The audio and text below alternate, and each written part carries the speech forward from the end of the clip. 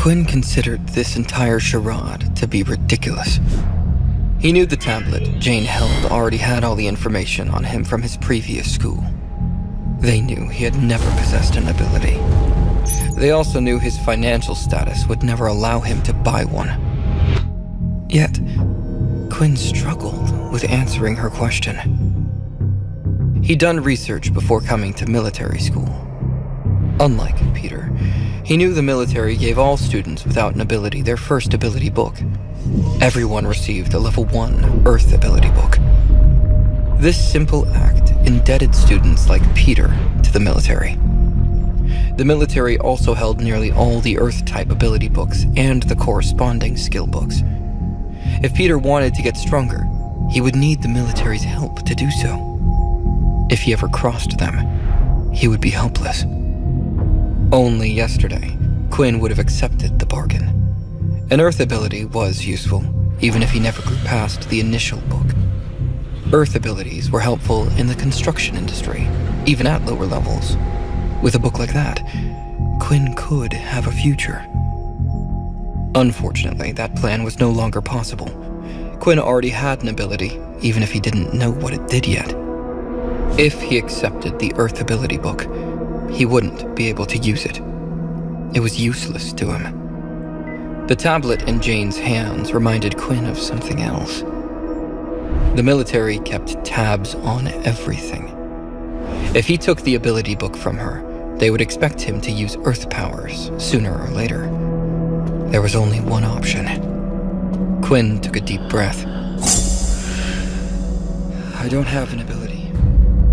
Just like before, the hooded figure plucked the book from out of thin air. The figure handed Jane the book. Her eyes were cold and emotionless as she handed the book to Quinn. He knew she only saw him as another pawn to be used.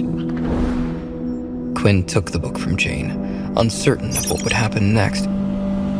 A screen appeared before him, taking him by surprise. Unable to learn this ability.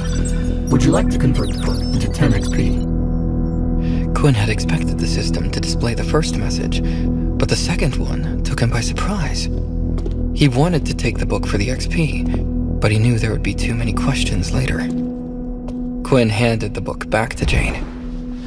I'm sorry, but I don't want it. The instructor's eyebrows twitched. This was the first sign of emotion from her. Never in her career had someone rejected an ability book. Interesting.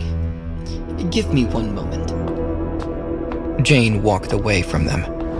The other students all looked at Quinn. He knew they thought he was weird, but he didn't see any other options. Jane touched a communication device on her ear. She was far enough that the students couldn't eavesdrop.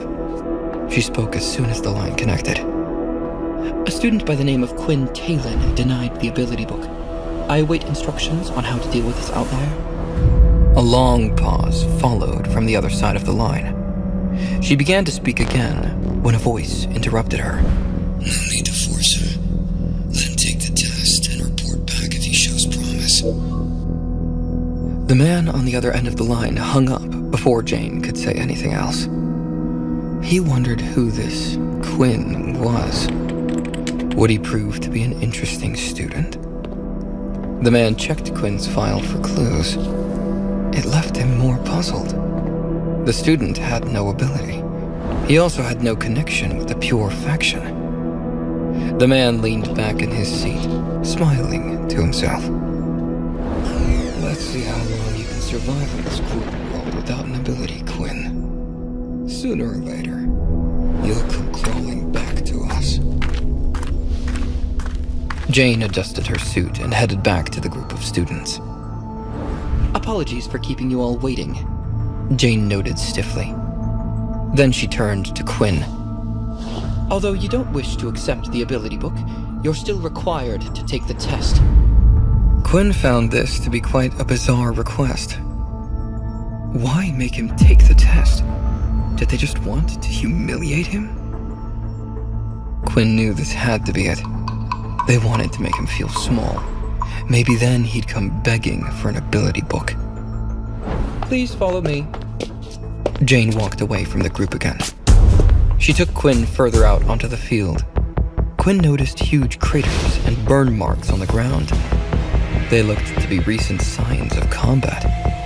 He reasoned that these were left by the previous students who took the test. Whatever was coming looked intense. Please proceed to destroy the targets in front of you as quickly as you can. Jane instructed him. The test will begin immediately. 3 targets popped out of the ground around Quinn. They were metal round targets with a red dot in the center. Quinn wanted to hit them quickly. He knew this was his one chance not to be a level 1 again. There was just one problem.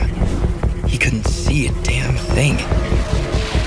His perfect eyesight wasn't so perfect anymore. Is this because of the sunlight?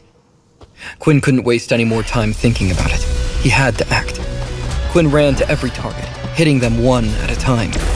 He did it as quickly as possible, but his sluggish feet felt like weights dragging him down. He did not make good time. 2 more tests followed. Next came the strength test.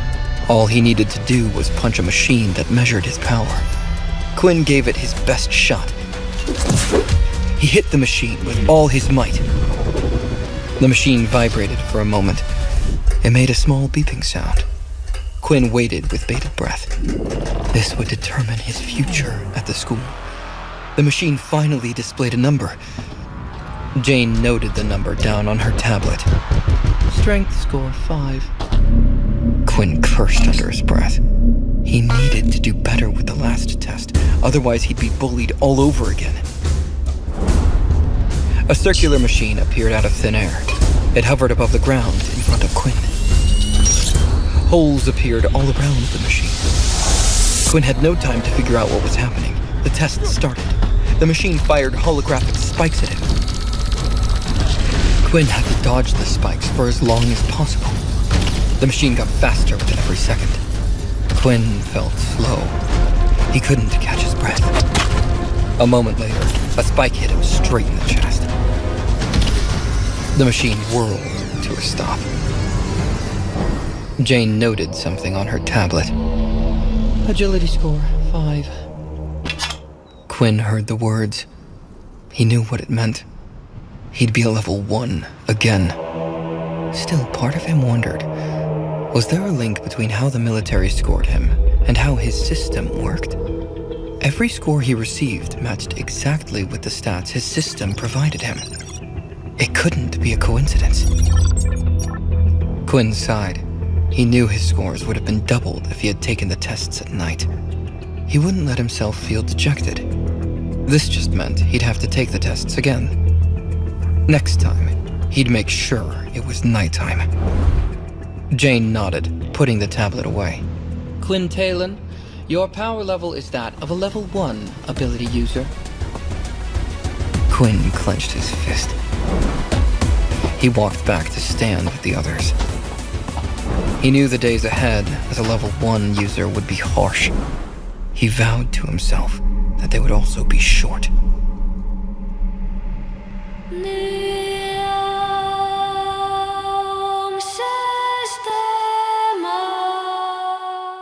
Subscribe now and start watching free episodes of the #1 fantasy show in this YouTube playlist. For the full story, click the link in the description, download the Pocket FM app, and watch all episodes of My Vampire System.